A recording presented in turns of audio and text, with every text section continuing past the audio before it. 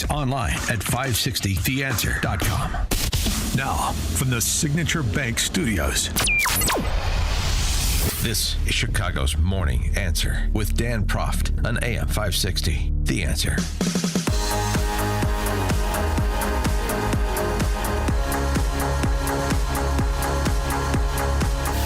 Top of the morning, Dan Proft here. I just have to remark upon that item in the news at the top of the hour before we get back to the Russiagate reckoning. We haven't gotten to it yet, but BLM Brandon and members of the city council, too, you know, they're not just trained SEALs or anything, really focusing on the problem with CTA. You know what the problem with the CTA is? People smoking on trains. And he's cracking down. He signed an executive order calling for a multi-agency approach to address the problem. And so all those videos that I'm sure everyone has seen, one or the other or many, of all those various members of the National Honor Society on the Red Line and other lines, and shooting, beating, stealing. But to tell you, if you get them to put the cigarettes out, then CTA ridership will skyrocket, and all will be right with the balance sheet over there. I note there was also a mention of cigars. I'll tell you what, I don't think there's a lot of cigar smokers on the CTA. Weed, also? Yeah. Okay. Good luck with that. Back to Russiagate, away from this nut house. So yesterday, President Trump weighing in on the meaning of those documents declassified by Tulsi Gabbard. And he had choice words for the former president, that would be Obama, and the whole cast of characters. That he demurred one time after he won in 2016, but now is not the time to demur again. They caught President Obama absolutely cold, Tulsi Gabbard. What they did to this country in 2016, starting in 2016, but going up all the way going up to 2020 in the election. They tried to rig the election, and they got caught. And there should be very severe consequences for that. You know, when we caught Hillary Clinton, I said, you know what?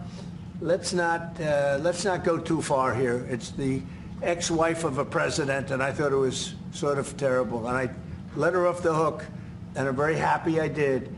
But it's time to start, after what they did to me, and whether it's right or wrong, it's time to go after people. Obama's been caught directly. So people say, oh, you know, a group. It's not a group. It's Obama. His orders are on the paper. The papers are signed. The papers came right out of their office. They sent everything to be highly classified. Well, the highly classified's been released. And what they did in 2016 and in 2020 is very criminal. It's criminal at the highest level. Very criminal. And then the president invoked the T word. They have him stone cold, and it was President Obama.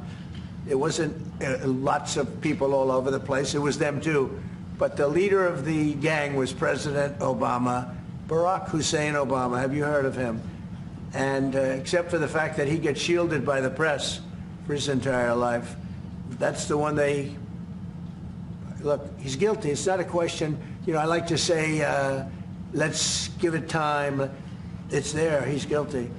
This was treason. This was every word you can think of. The word that Obama thought of was outrageous. Obama releasing a rare statement in response to something that Trump had to say. Through a spokeshuman, the statement goes, "These bizarre allegations are ridiculous and a weak attempt at distraction. Nothing in the document issued last week undercuts the widely accepted conclusion that Russia worked to influence the 2016 presidential election, but did not successfully manipulate any votes." For more on the matter, please be joined by Will Chamberlain, Senior Counsel at the Article 3 Project. Will, thanks for joining us. Appreciate it. Thanks for having me. What is your handle on the possible legal exposure starting just specifically with Obama before we get to Comey and Brennan and the others? Obama, of all these people, actually probably is the most protected from prosecution because of the recent presidential immunity decisions. Mm-hmm. It's going to be very hard to say that his interactions with law enforcement, with the DOJ, with the intelligence community were not official acts and therefore immune. So he more than anybody else is going to be able to claim that kind of immunity. Others, though, not so much. They don't have that, and as a result, there really does seem to have been a conspiracy against rights against President Trump here. Very simply, if you use corrupt means to attempt to deprive someone of their liberty, and you conspire with others to do that, that would constitute a conspiracy against rights, and that's what's happened here. You have a whole group at the top of the United States intelligence community and the White House, working to not just put out shaded information or put out things that may or may not be true, but actively fabricate intelligence that they should have known or did know was false as a result of previous intelligence assessments. And they did that ultimately as part of a plot to put President Trump in jail via the Mueller investigation, to remove him from the presidency, et cetera. So they have real criminal exposure, and not even the statute of limitations will really protect them because, when it comes to a conspiracy, the statute of limitations only starts running once the last act in the conspiracy is complete. And you could very easily argue that this conspiracy has continued for almost a decade. Well, that's where I was going to go on Obama, because yes, his official acts, he has immunity. But if this is an ongoing conspiracy, and as you say, the statute has yet to run, then any participation we may find in this ongoing conspiracy from the former president, he would potentially have exposure there in that case. Yes. Yeah. And that certainly could be true, although I just don't know how much Obama was really involved in this stuff post-election. We might actually be able to find evidence of that. And if that's the case, then yeah, his exposure would be there. I'm just going off of what we know now from the Tulsi Gabbard, documents, which really focus on the conduct during the lame duck period after Trump was elected. And so when you talk about this, is it fair to say seditious conspiracy, potentially, if you can prove it, that this is the direction that the Department of Justice should take? Is that what you're indicating? Yeah, I think that's it's not necessarily seditious conspiracy. I think conspiracy against rights is a little bit easier to prove. And there's questions about the viability of the seditious conspiracy charges. But on the other hand, if they, might as well see, if they can throw it in there, why not throw it in the indictment and give it a shot? Well, right. And lesser included offenses, they seem to have very obvious exposure, particularly Comey and Brennan, to perjury and maybe conspiracy to commit perjury. Yeah, that's certainly true. I think if they all agreed to lie under oath, that would be certainly a crime. And if they did lie under, we already know Clapper's quite capable of lying under oath. He did so when it came to all the NSA information that was revealed by Snowden. It was, you go back and look at his testimony, and it was very obvious that Clapper lied under oath and never was held accountable. It's about time that guy got held accountable for lying to the country when he swore to tell the truth. Yeah, and I'm very interested in Obama's statement and the statements that are being made by those who were material participants in this long-running hoax or conspiracy. The statement is about, look, everybody, there's nothing to see here. Everybody knew, it's all agreed upon that Russia attempted to interfere in the 2016 election because that's just what the Ruskies do. But they were unsuccessful in manipulating votes, and that's all anybody ever said. This is the way they're presenting it, like that's the sum total of the question at hand, when that has nothing to do with anything. Everything is about the leveraging of the information they knew to be false to accuse Trump of being Putin's man in D.C. That's the whole thing. Mm-hmm. And so I'm just exactly. I'm just watching this sort of redefinition of what the issue is here from Brennan, and because he's the one probably talking the most. The Obama statement was brief, but it's of that same kind. Some of these press agents that were also flagging this story. Michael Isikoff, in a debate with Taibbi yesterday on News Nation, was doing the same thing, sort of redefining what the question is. the question is not about whether Russia manipulated votes through piercing our election infrastructure. That is almost immaterial to what they did and what the accusations now in response, based on the evidence, supports. Sure, but there's still, I don't even think that would save the Democrats here, because we have to go all the way back to 2016. I mean, by 2019, 2020, by the time Russiagate was wrapping up, I think most people would have agreed that there wasn't some cyber hack, and I don't think the Democrats were pushing it. But go back to 2016, in the immediate aftermath of the election, and it's actually clear Democrats were pushing this theory, totally fabricated out of nowhere. Yeah, I mean, Hillary Clinton said so. She said so. Putin directed this attack on me. I mean, she said this to the New York Times in the days right after the 2016 election.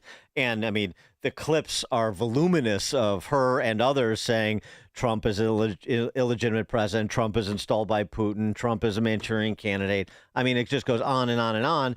And by the way, to the extent that this is also not discussed, but to the extent that that all became clearly untrue, I never heard an admission from Comey or Clapper or Brennan or Susan Rice that what everybody came to understand was everybody who's fair-minded came to understand is untrue was untrue. That I don't remember any concession. And now they're sort of saying, yeah, we knew the Steele, Isikoff said this yesterday. The Steele dossier, that turned out not to be very credible. I mean, nobody was saying that. Nobody has said that until this week on their side. Yeah, I mean, they were partisans. They were all wielding this stuff for years, and now you get the sense that they're finally on the defensive. That they finally feel like, things are suddenly they really have to defend their own conduct as opposed to being able to go aggressively against the Trump administration. And suddenly all the they're making the necessary, reasonable concessions they should have made years ago. Yeah, I wanted to get your reaction to the Epstein matter. Pam Bondi tweeted out a statement from her deputy, Todd Blanche. President Trump has told us to release all credible evidence. If Ghislaine Maxwell has information about anyone who has committed crimes against victims, the FBI and the DOJ will hear what she has to say. And she talks about that he talks about having communicated with Maxwell's attorney and so on and so forth. But that's the House Oversight Committee is now waiting. A House Oversight Committee subpoenaing Ghislaine Maxwell to testify before that Jim Comer chaired committee. What is your assessment as a legal matter in terms of how Pam Bondi and DOJ has handled this Epstein matter to date? I mean, as a legal matter, I don't think they've handled it poorly. In terms of like the choices they made in terms of indictments and actual formal legal work. I think they made a big screw up with their communications when they handed out those binders a few months back, kind of promising more than they were ending up able to deliver.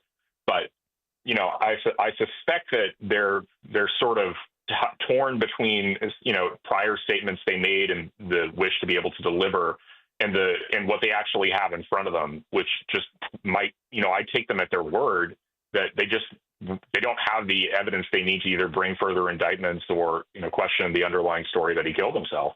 Now, whether or not that evidence ever existed, maybe it did, but the idea that if it I assume it was gotten rid of at some point or it was changed. There's been this conduct happened 15, 20 years ago, so it's all very old conduct. That the idea that there would be this massive compendium and incriminating evidence just laying around just strikes me as a little improbable. But I would have thought so too until we see rather incriminating correspondence being brought to light by Tulsi Gabbard as it pertains to Russiagate. If John Brennan wasn't covering his tracks, maybe some people at DOJ under Loretta Lynch weren't either. I just think, but the larger point, of course, is that you just have this criminal, sex and human trafficking conspiracy with Epstein and Ghislaine Maxwell, who's in the can for 20 years, and as everybody said, and all these girls that were reportedly victims and have made allegations to that effect, and there's no leads to go after anyone in particular other than Ghislaine Maxwell. Now that Jeffrey Epstein is deceased, I mean, it just strikes people as unbelievable. I mean, yeah, I think one way to understand what's happened here is, and why there's not new evidence, is that, a lot of these plaintiffs who made a lot of these claims, they had very good lawyers working for them. So, for example, I don't remember exactly her name, Virginia Giuffre. Yeah, Virginia Giuffre. I think she retained, I believe she or someone else in her position retained David Boies' law firm. And David Boies is a very, very famous litigator. Uh-huh. He litigated the Microsoft antitrust case back in the day. He runs one of the most profitable law firms in the world, Boies, Schiller, Flexner, full of very competent lawyers from top law schools and clerkships. And so they had all the resources they needed to do discovery, to subpoena people. And ultimately, the number of actual lawsuits that came out of that were very, very, very minimal. And so, if you started the assumption that those people were competent and those people had counsel and could have made infinite amounts of money from suing and settling with, people if there were any reasonable claim to make, then I think, maybe, my assessment from that is, and also after all this stuff about, Cash and Dan and what Pam have revealed, is that I think there was just less there than people anticipated. And so, I think people should maybe consider that there was a lot of really bad conduct here by Jeff Epstein and Ghislaine Maxwell, and that maybe this doesn't really extend much broader than that. Maybe this was just, their own ridiculous, terrible sexual conduct. Will Chamberlain, senior counsel at the Article 3 Project. Will, thank you as always. Appreciate it. Thank you. And Will joined us on the Turnkey.pro answer line. Listen to Dan and Amy on your smartphone. Download the AM 560 mobile app today at 560theanswer.com/mobile. People ask us all the time, when's the best time to replace an old air conditioner? Simple. Before it breaks. Because when it does, it'll be the hottest day of the year, and suddenly you're scrambling like hundreds of others to get help during a heat wave.